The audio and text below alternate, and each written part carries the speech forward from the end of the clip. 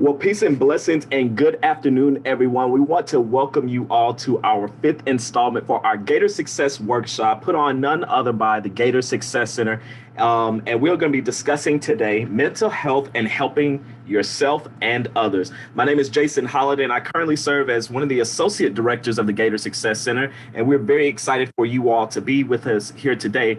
Some of you all may be here for extra credit, some of you all are here for the actual topic, but we would love to have participation in this engaging topic because mental health not only affects many people across the world, but also some of our students here at the University of Houston downtown. But we have some exciting guests from our counseling service department that's going to share some useful information with you today. Before we begin, I want to go ahead and kind of turn it over to our other associate director at the Gator Success Center to allow herself to introduce herself and kick things off for our workshop today. Thank you again for joining us. Also, before I turn it over to Donna, I just want to do some housekeeping things. This is a very interactive type of environment. So if you have any kind of questions or anything, feel free at any moment in time to drop them in the chat. Utilize the raise hand feature, and we'll be able to try to go ahead and answer those questions. So please, please, please, if you're here for extra credit for either Dr. Cortez's or Professor Cortez's class, or if you're here for the UHD 0010 course, please drop your first and last name as well as your email so I can go ahead and send a confirmation to you all stating that you attended today's workshop. We want to thank you so much for your attendance, being diligent, and participating today. But without further ado, I'm going to go ahead and turn it over to Ms. Donna Dotson-Tibbs.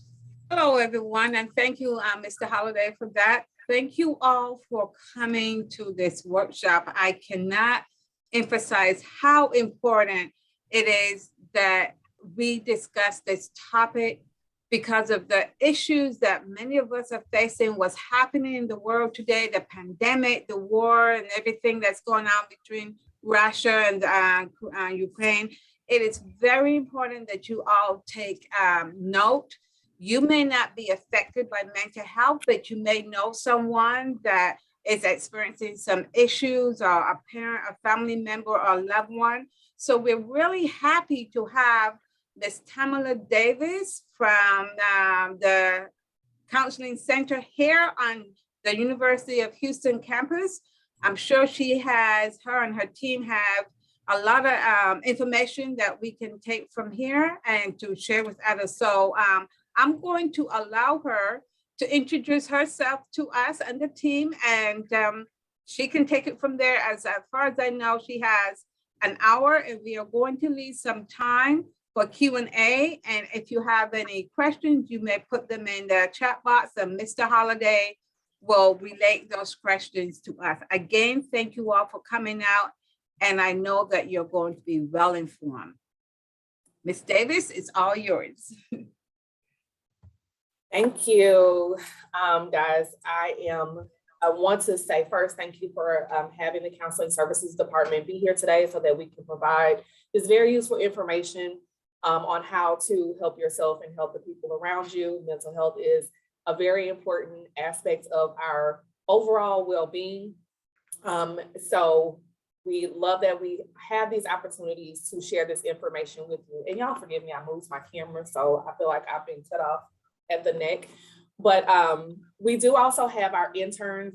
We are actually housing interns in the Counseling Services Department from the University of St. Thomas. They are receiving their master's degree in clinical counseling.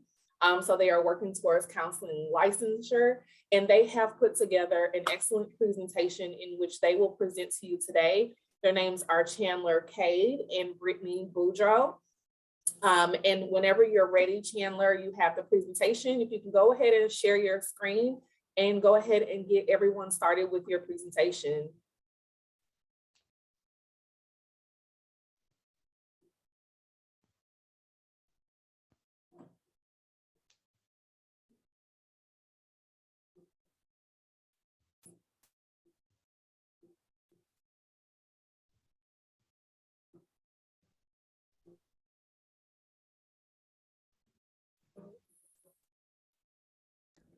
Sorry, I'm trying to set it up where it's the presenter's view. 1 second. Go to slideshow. Oh, yep. Thank you. Okay. Hi, everybody. As Samantha said earlier, Brittany and I are interns working in the counseling center, and we are here to talk about just mental health and helping yourself and helping others. And we're here to answer any questions you have. Okay. So just starting off, we wanted to start with the question of what is mental health and what does that mean to you? And so we kind of just wanted to open that up to the general topic to anyone for answering.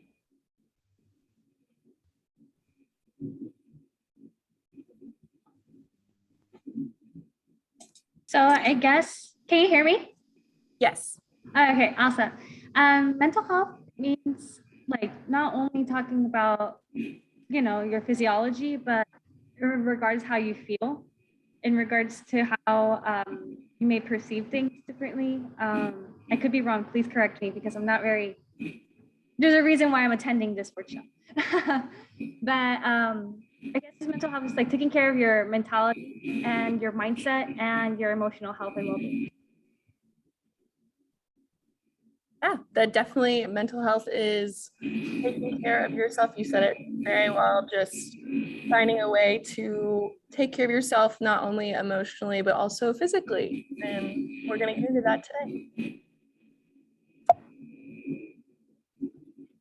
So, according to the World Health Organization, mental health is a state of well being in which the individual realizes his or her own abilities, can cope with the normal stresses of life, can work productively and fruitfully, and is able to make a contribution to his or her community. So, we also kind of added a chart for you guys to see that mental health is not just about the brain and emotions and feelings. It deals with biological, psychological, and social environment.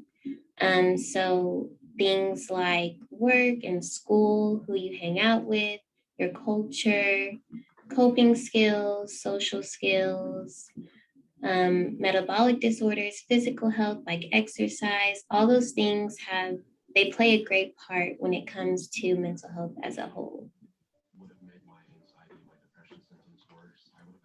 And we wanted to talk about some stigmas behind mental health.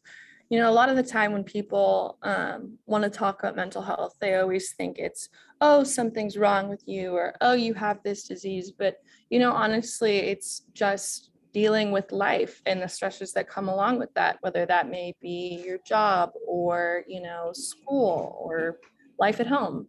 And so we wanted to talk about some of the stigmas behind it. Going to counseling is not a sign of weakness and only negative. People go to counseling all the time, even if it's just, you want to get something off your chest or you want to vent about, your boyfriend or girlfriend. There seems to be a lot of shame associated with counseling, and we are here to try and break that stigma and make it more of a positive thing that becomes a routine in your life, make you well-rounded, better all. So now we're going to Sorry, go ahead. Sorry. Now we're going to talk about some common mental health issues like anxiety and depression. So anxiety is basically our body's natural response to stress. It's a feeling of fear of what is to come. And anxiety is pretty common, being that 40 million Americans live with anxiety. It can also be genetic. Sometimes it begins in childhood, and it may not have an identifiable trigger. So basically, with all that, it can be genetic, but it can also be situational. Maybe if you have a test coming up, you can have anxiety surrounded behind the test. Sometimes it can begin in childhood. So that may be an example of people saying that, oh, I've always been a worrier, or I've always had anxiety, and that can continue throughout adulthood. So some signs of anxiety and symptoms are irritability, fatigue, headaches, sleep disturbances like getting too much sleep or too little, nausea and abdominal cramping, difficulty focusing, muscle tension and restlessness, excessive or persistent worrying, and hyperarousal, including palpitations and sweating. So your body definitely gives you tons of signs that maybe it's stressed out or something's not right. So it's definitely important to kind of know your body and know whenever these signs start popping up.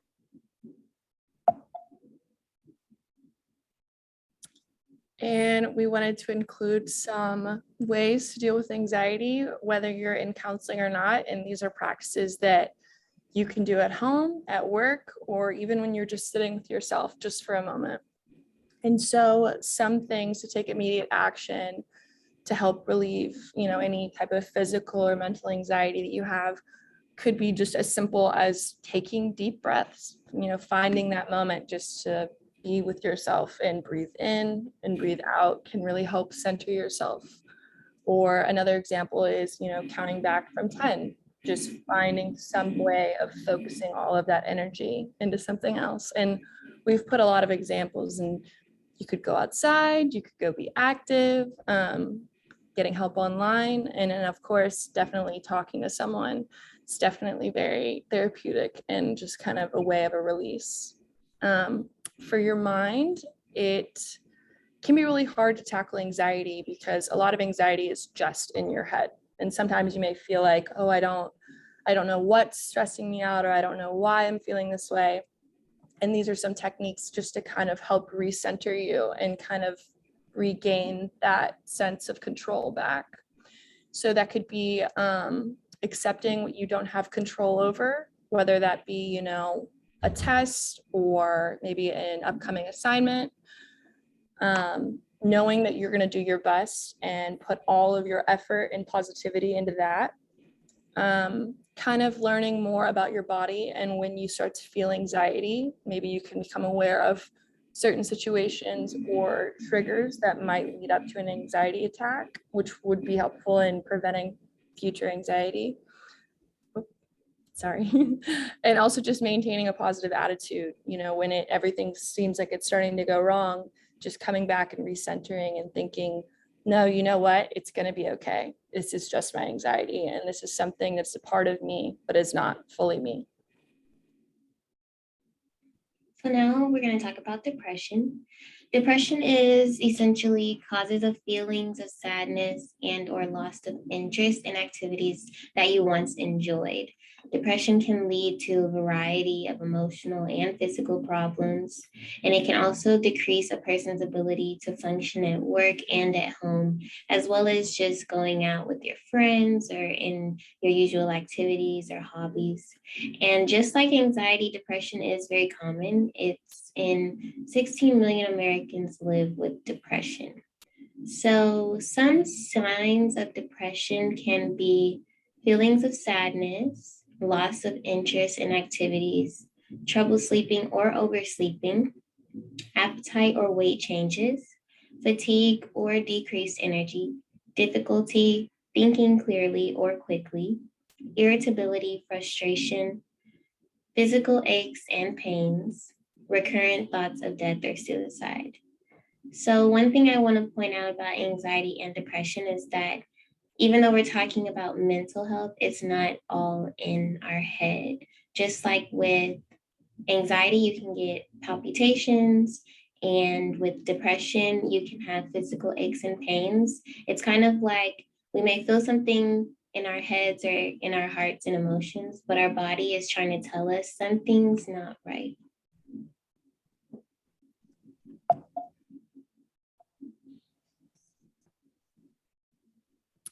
And then we wanted to include some just little techniques of how, if you feel as if you're dealing with depression, how to kind of cope with them in your own space. So developing a really strong social network and kind of that support system around you, whether that be family, friends, loved ones, can always help when dealing with depression, and just having that person or group of people to talk to. Definitely make sure you're getting your sleep. Sleep is such a vital part of our health and can really influence just our cognitive abilities and day-to-day mood. Some nutrition. You got to be eating those, fruits and vegetables. And I know that sounds funny, you hear it as a kid, but really and truly it does influence just your overall mood and ability to just function day to day. Creating a wellness toolbox. So as if that could be an example of, taking time for yourself and doing some self-care, which we will talk about more later in this presentation. And just finding ways to reduce your stress levels, whether that's going on a walk outside, hanging out with your friends, or even just, eating a really good meal because it makes you happy and you want to do it. But these are just a couple ways of dealing with depression. And then obviously, of course, you can always go and speak to a counselor about any symptoms that you're experiencing. So now we're going to talk about self-care, which is ways that you can combat those feelings of anxiety and depression. So we're going to talk about 3 different kinds: emotional, physical, and spiritual. Emotional self-care can be self-talk, weekly bubble baths, saying no to things that cause stress, giving yourself permission to take a pause, or setting up a weekly coffee date with a friend. So a lot of these seem like really simple tasks, but I think that's the point, because we live busy lives and sometimes it feels like life never stops moving. So maybe instead of a quick shower at the end of your day, you light some candles, add some bubbles to the bath, and just take a minute to relax. Also, saying no to things that cause stress. Something I like to tell myself is that saying no is an act of self-care. So if I know that I've had a busy week, or I have a busy week ahead and I'm being pulled in all different types of directions, it's okay to say no, and you'll thank yourself for it later. Now, physical self-care is things like prioritizing sleep, adopting an exercise routine, choosing healthy and nourishing foods over highly processed ones. And then spiritual self-care can be attending a religious service, spending time in nature, meditating, incorporating regular acts of kindness to your day, or keeping a gratitude journal. So a lot of these can look so different for everyone. And the most important thing is kind of just figuring out what works best for you and what makes you feel good and what kind of just helps you recharge. So in the audience, has anybody practiced self-care? What kind of things have you done that make you recharge and feel good whenever you need it?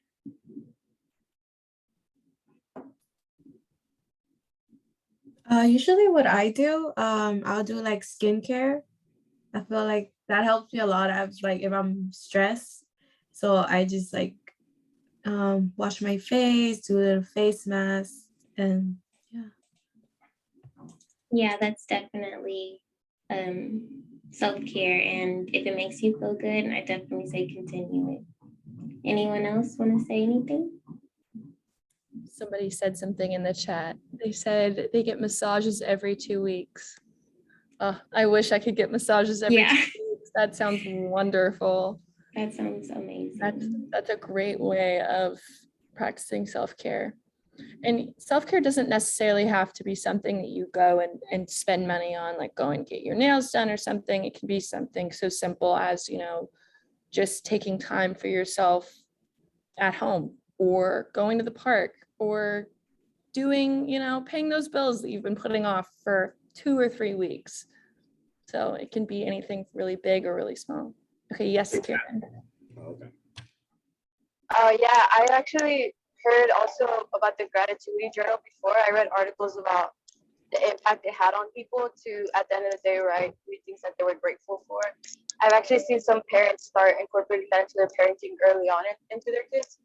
And I can't remember the rate or exactly what it was, but it improved people's level of overall, like, I think it was creativity or like their happiness, something like that. And so I started practicing that one because it was very simple and it didn't take purchasing anything, because a lot of these days on social media, people will tell you need to buy this to do self-care, you need to buy this, you need this, you need this. So I feel like gratitude journal is very like real and honest way of getting to the truth of what is your well-being, which is things like gratitude. So I love that one, and I love sharing it too. Yeah, thank you for sharing, Karen. That's definitely a good point. For those who kind of don't know what a gratitude journal is, a gratitude journal can literally look like you dedicating a notebook to just writing down a list of things that you're thankful for, whether it's every week or every day or whenever you feel like it. Maybe after a long day, you write down, I'm grateful I woke up this morning, or I'm grateful for my dog, or I'm grateful for that cup of coffee that brought me to life this morning. It can literally be anything. So, Karen, I'm glad that's working out for you. Thank you for sharing. There's also some in the chat. Stella said, definitely going to church every week gets me recharged for the week. Yes, for those who are religious, going to church or just having your talks can definitely get you recharged. And Alejandra said, I go to the sauna or work out. Yes, exercise is definitely a good form of self-care too. And Jason says he needs to go to a good church service. So I hope you're able to get to one. And a lot of y'all are talking about the gym, which is really good, or taking time and watching TV shows. That's definitely something I do too. Getting a snack and turn on my show. That is definitely a way to recharge. And then Edgar says he goes on Amazon or shopping in general. Retail therapy is real. I can relate. Yes, Angela says she binge shops too. All right. And then Tamara says she's a bedside Baptist kind of girl. So that's I want to share just really quick what I mean by bedside Baptist and needing a good church service.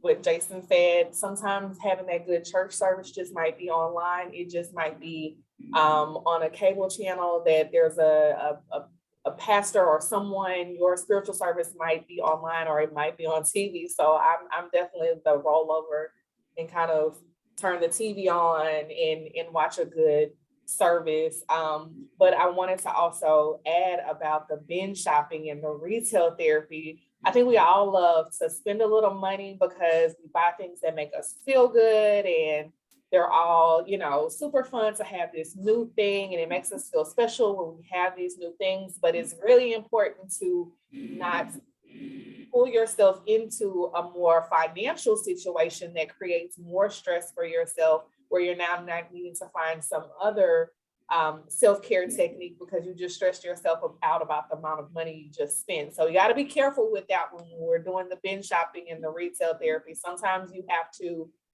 do that self-talk where you're saying no to others. We have to do that self-talk and say no to ourselves sometimes. But I'll let you guys keep going. very good point, Tamara. Thank you.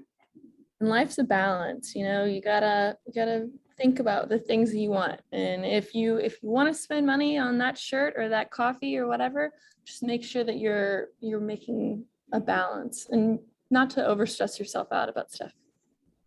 Something I like to do whenever I'm gonna buy something that I may or may not need, I sit there and I ask myself, Brittany, do you really need this?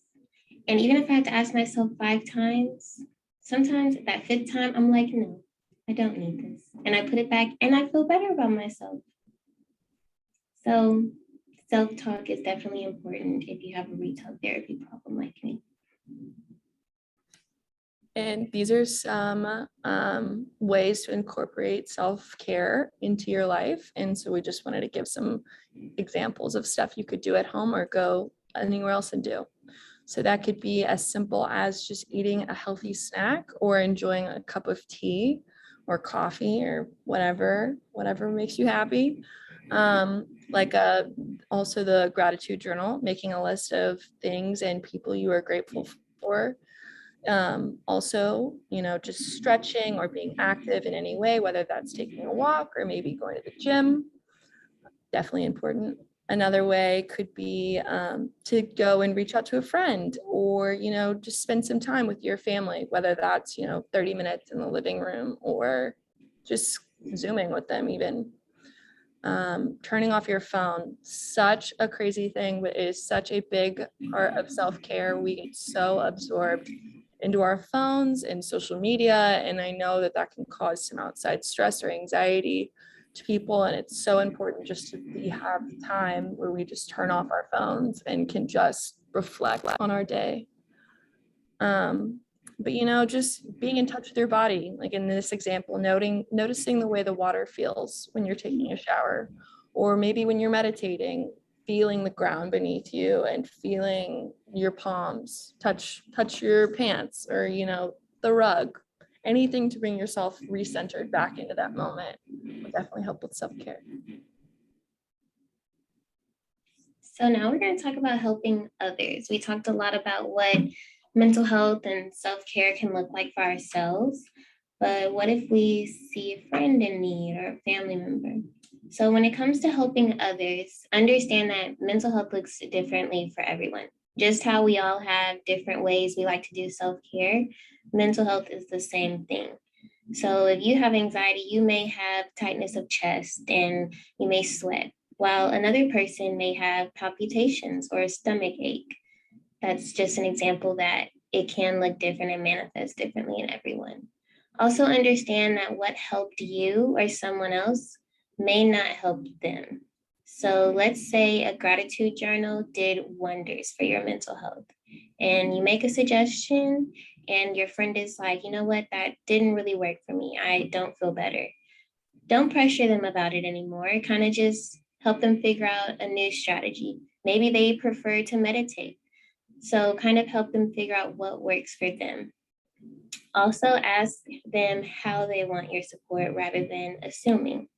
So just like everyone copes differently and does self-care differently, people, they like to be supported in different ways.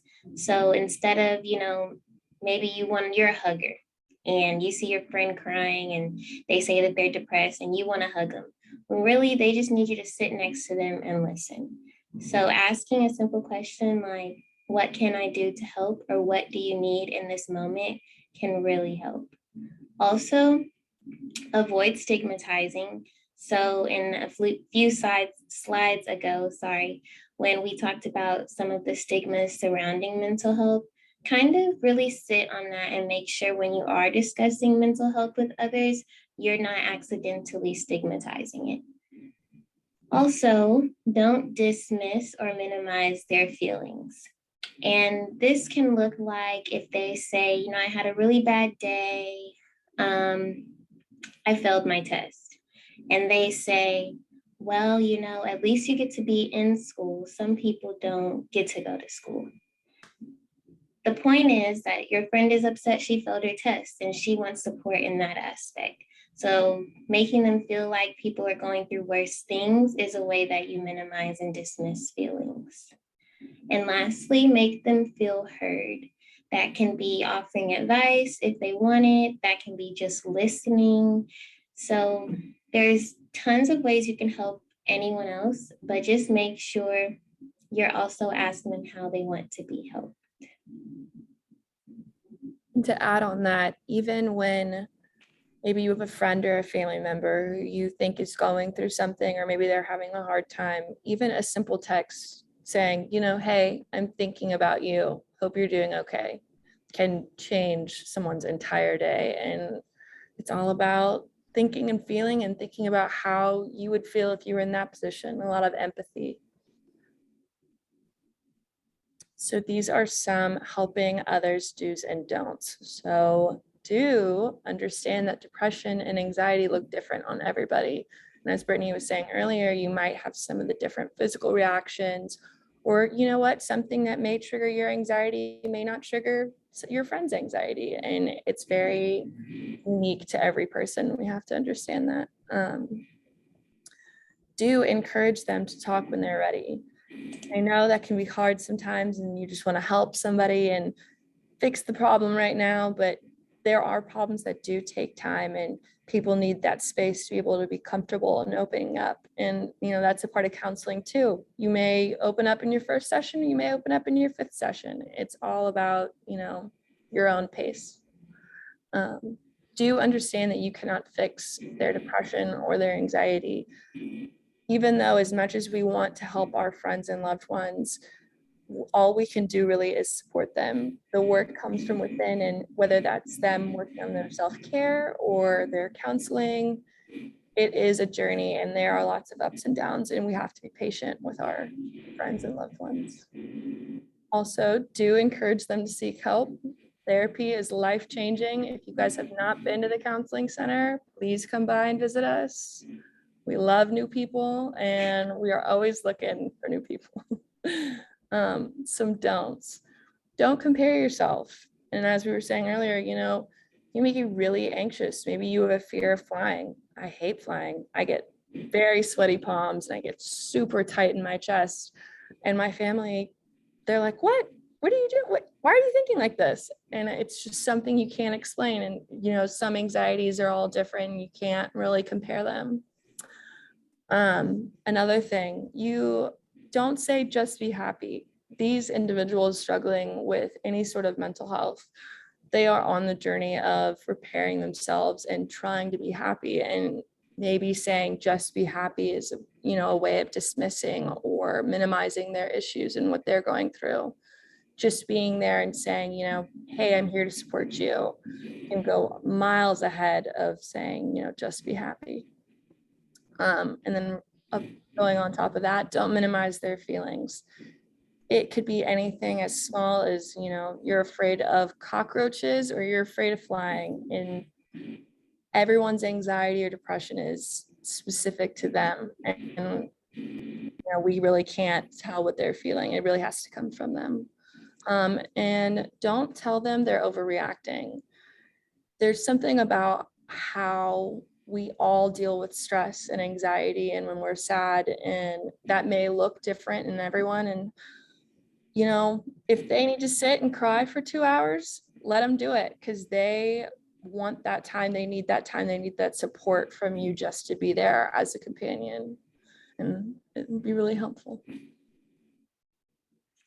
So we've been talking a lot about seek help and get help and go to therapy if you want. So now we're going to tell you guys how. So first we want to discuss when you should seek help. It's important to seek help when your symptoms interfere with your job, school, other activities that you used to enjoy, or maybe you're a mom and it's interfering with your mom life and your kids. Maybe you're just in a relationship and you haven't been able to give 100% like you usually do. These are signs that, maybe something needs to be worked on. You can also seek help if your sleep habits have changed. So if you notice you can't sleep at night and you're up all hours of the night, or on the flip side, you're sleeping too much. You sleep 10 hours at night, take 4 naps during the day, and then go to sleep and sleep all through the night, something like that, then that's definitely a sign that your sleep habits have changed and maybe it's time to talk about that.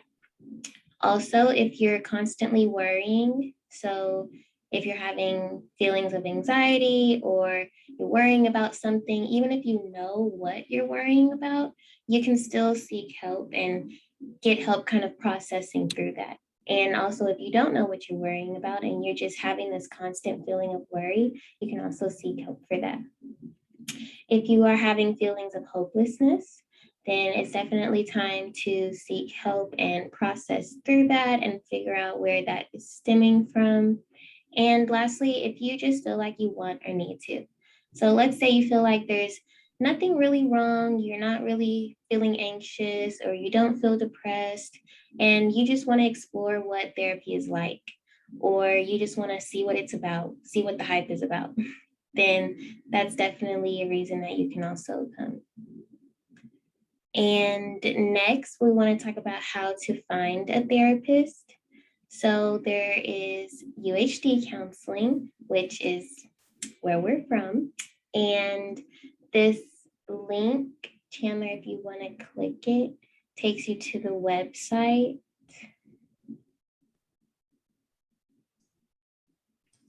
You may want to stop sharing and show the website. Okay, 1 second. Here we go. Reshare. Got it.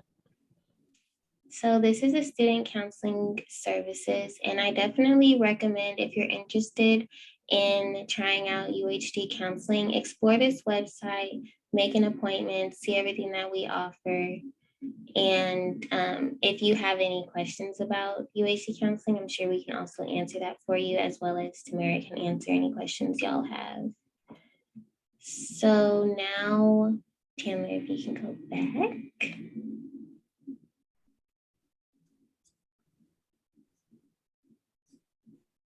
And next, there is a website called BetterHelp, which helps you connect with a therapist. That's another website that you guys can explore, as well as Psychology Today. And both of these kind of can, you can filter what you like in a therapist, what reasons you're seeking therapy, and they can definitely try to match you with the best one for you. Another great one is Therapy for Black Girls. And this can connect you with a lot of minority therapists. And lastly, you can ask your primary care provider. So if you're going to the doctor for a physical or for whatever other reason, you can ask your doctor, say, hey, I'm interested in trying therapy. Do you have any referrals? Or do you have anyone that's in my insurance that you can connect me to? And they should definitely be able to help you out. I think that is it. That's the end of our slideshow, but we are opening up the floor for anyone who wants to ask any questions or comments or anything like that. So I have a question, because we are in a field where we're constantly speaking to students on a daily basis. How soon can a student get an appointment to see one of your staff members? How long is the wait? Oh, this is Tamir. So now I'll step in and answer any questions that you might have about counseling services. So right now, we have a great deal of people who are coming in, searching and seeking services for mental health, which is an awesome thing. We are grateful that people are taking care of themselves and using counseling services as a way for them to deal with the things that are going on in their lives. Because of the number of students that we have coming in, it could take up to 2 to 3 weeks to get into an appointment. But again, it's a good problem to have. It's actually a very good problem to have, because that means that people are coming to us and that they want the services. So do not be discouraged if we can't get you in within the next couple of days. But once we get you in for an appointment for at least your first one, which may take a couple of weeks, once we get you in for that one, we can start getting you on the schedule more regularly, so we're not having to wait a month between sessions. So the initial wait might be a little bit lengthy, but it doesn't mean that it's going to be a wait, that same wait between them. So in the meantime, what can that student do because I have a master's in clinical counseling. I've been practicing for years, but since I moved to Houston, I gave that up. So I try not to do that, because I know we have an office that is there to assist the student. But keeping that in mind, where the appointment is maybe 2 weeks off at the most, what can that student do in between waiting to see someone from your office?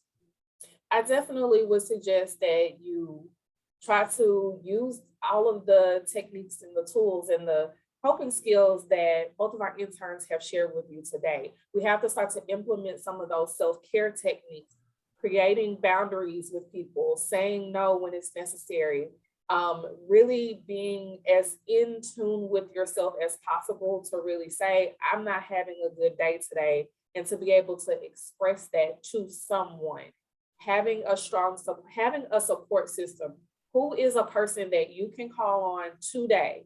Since I have to wait 2 weeks for an appointment, who can I talk to in my network of friends and family? Who can I call on today until I can get in to see a professional? And I'm going to be really, really, really honest here. Even if you were to get a counselor outside of UHD, the wait is going to be just as long.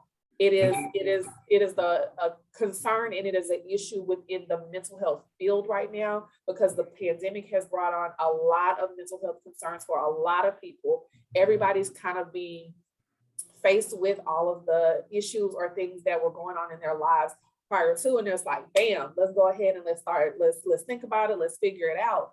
So now we have tons of people who are now putting their mental health care first. They're starting to see the need for mental health care. So because of that, it's created an influx of numbers of people wanting to receive services. So I do private practice as well. And I know people who are, Jason. So I know people who are definitely waiting.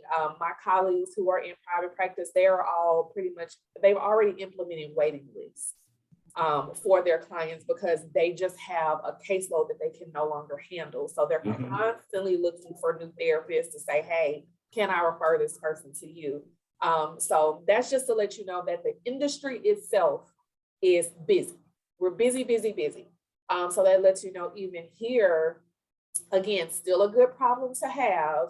So that means here as well, we're seeing that as well. So we definitely want to promote anyone being able to utilize self-care techniques, having at least one person that you feel like you can go to. I would say go to that person and say, you know what, I've been having a really rough time. I've made an appointment to see someone, but it's going to take me 3 weeks to see them. Do you mind if I keep you on my kind of safety plan list to say, hey, if I need someone to reach out to, can I call you until that comes? Would you mind being a part of my support system? Here's what I've been going through. And allow that person, because we have to understand that even though we have people in our lives that are supportive of us, they may not always be in a space to take on what you have going on as well. So we have to also be understanding of where they may be in life to say, hey, I have something going on. I could really use your support, but allow them to also say whether or not they're able to provide that support to you because of their own stuff. So definitely that. They've given a lot of good, useful things that you can do as far as self-care. I encourage everybody right now, because the weather has kind of cleared up and it's been a little bit nicer lately. Go outside. I know this sounds super trivial, but go outside and stand outside for 15 minutes with the sun on your face. It sounds like the most trivial thing, but there's so many useful benefits of just being outside, being in nature, being with fresh air, and the sun provides so many benefits to you. And mood changes based on seasons as well. So now that we have this nicer weather, use it to your advantage. Go outside for a few minutes and you'll see how much of a difference that might be. They talked about the journaling. There's gratitude journal, which is also a very useful tool, but there's so many different ways you can journal. You can just get one of your notebooks, a spiral notebook that you get for school, get one and just write. It doesn't matter what you're writing, doesn't matter what structure it is, because it's for you.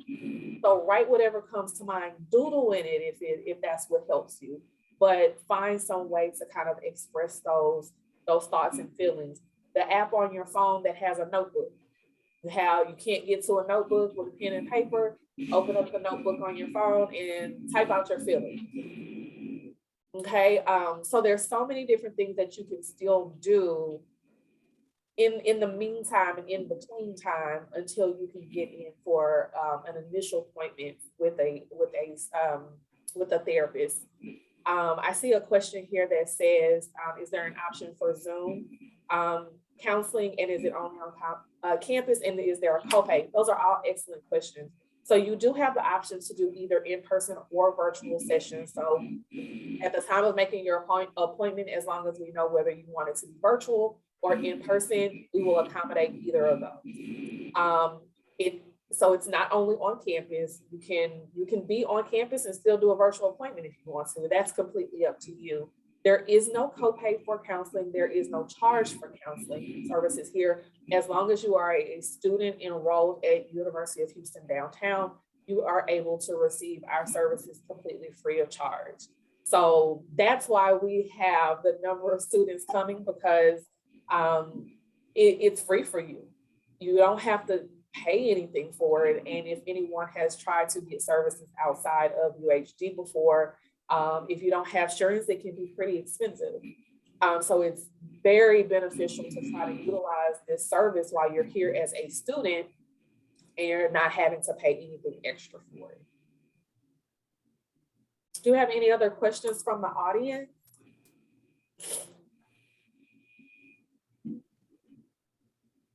I did want to actually I had a couple of slides that I don't know what happened to the slides on here, but we do have 3 of our counselors here that are available to you. That's Dr. Hope Hamper. She's our Interim Director of Counseling and Disability Services. She's amazing. Y'all would love her. Of course, there's myself. I am one of the counselors here, and I'm available to you Monday through Friday as well. And then we also have Timothy Coulter. He's one of our other licensed therapists. And that's another thing to note, that all of our therapists that are UHD employees, we are all licensed individuals. So we're not just someone who has the title of counselor. We are licensed by the state of Texas to provide counseling services to you. Our hours right now are Monday through Friday from 8 a.m. to 5 p.m. Again, it depends on what we have available because we have been so booked up recently. We are located in South 280. So if you don't know where that's located, it's on the 2nd floor, the same floor as the student activities room. So it's right down the hall. If you know where the food market is, we're literally right next door. So that's where you can find us. Our phone number, if you need it, is 713-221-8121. You can give us a call to make an appointment. Our admin assistant, Samantha, she's awesome. She'll get you connected with our services and get you scheduled. Or you can also email us at uhdcounseling@uhd.edu. Or you can go to the link that the lady showed you before, and you can get started there as well. So there's more than one option for you to get started with counseling services. So feel free to reach out to us and let us know that you are in need of those services. Another thing I wanted to share with you, kind of some of the reasons why you should seek help. So when is it a good time? There was one thing that I do want to mention. If you're ever having any thoughts of harming yourself or harming someone else, come and see us. That's one of those, if you're feeling like that, come and see us immediately. Whether it's going to take 2 weeks or not, come and see us immediately if you are having thoughts of harming yourself or someone else.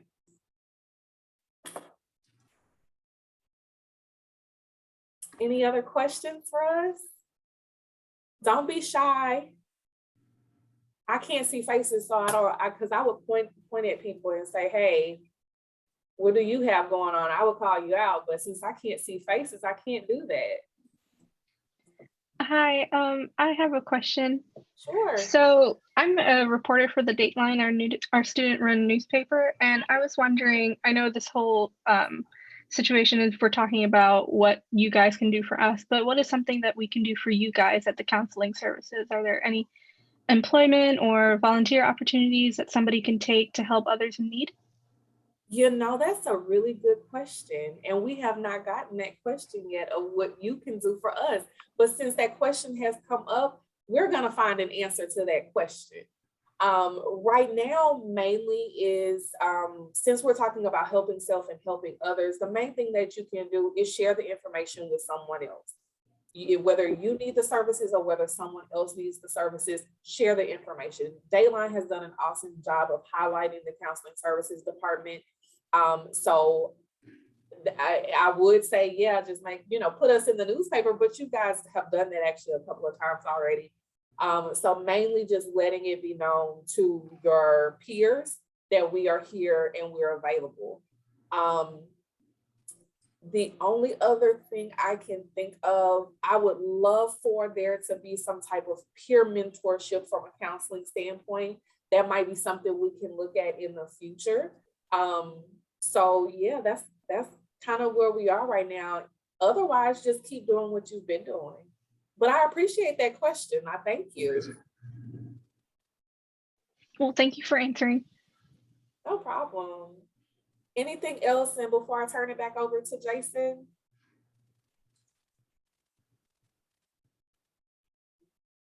How long do the sessions last? Good question. So counseling sessions can be anywhere between, I'm gonna say 30 minutes to an hour. 30 minutes may be for a follow-up session. 30 minutes may be for an initial session. The 30-minute session kind of depends. But typically, most of the time you will see that your sessions will be no more than an hour long. So usually about 45 to 50 minutes, usually more around the 50 to 55 minutes, but typically you have an hour that's scheduled specifically for you. Do keep in mind that if you make it to your appointment a little bit late, then we can't get the full 50 minutes because I have to be ready for the next appointment. I have had sessions that have been 90-minute sessions, but those are, I've only had like one client that I've done a 90-minute session for. So that's really, really on a case-by-case basis, but most of my appointments, all of my appointments really are an hour long. Can you come with someone to the counseling session? It depends on the person who is coming with you to the counseling session. If this is someone who is intended to there's some kind of something going on between the two people, whatever that relationship may be, yes and no. Typically what I like to do is I want to meet with you individually first. I need to know what you're coming for, what it is you're trying to accomplish from counseling. And then from there, we can make the determination if another person needs to be brought into the counseling session. So a lot of times, we can work through what needs to be done on an individual basis. And then you take that information and you start applying that to your everyday life. You start to see that there may not be a need for the two people to come into counseling together. So we need to see the individual first, and then we can make that determination of bringing another person. Good question. All right, guys, we really, really appreciate you guys being here for this presentation.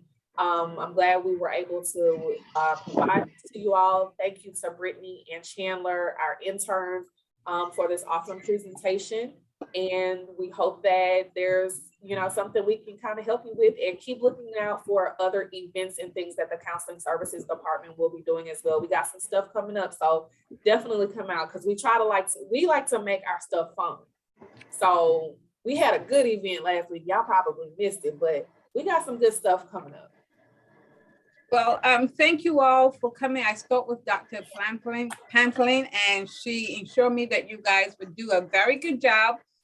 We have you guys on our schedule for 3 more sessions, and we're hoping that you will bring the same energy and you would have the information that we all can take back. Again, we appreciate you taking time out of your busy schedule to speak with our Gators.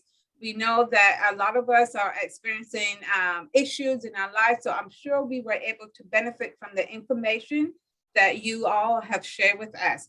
Jason, do you have anything else to add? Just want to say thank you so much to Tamara, Chandler, Brittany, also Ms. Donna Dotson-Tibbs for putting this together and getting us coordinated with the Counseling Services Department. Just to go off of what Ms. Davis was talking about, saying those sessions, those therapy sessions are like weeks in advance. Here I was 2 days ago, I was like, oh, it's payday. Let me go ahead and get my counseling session in with my therapist. And I went into the portal, and I don't have my appointment till April 15th.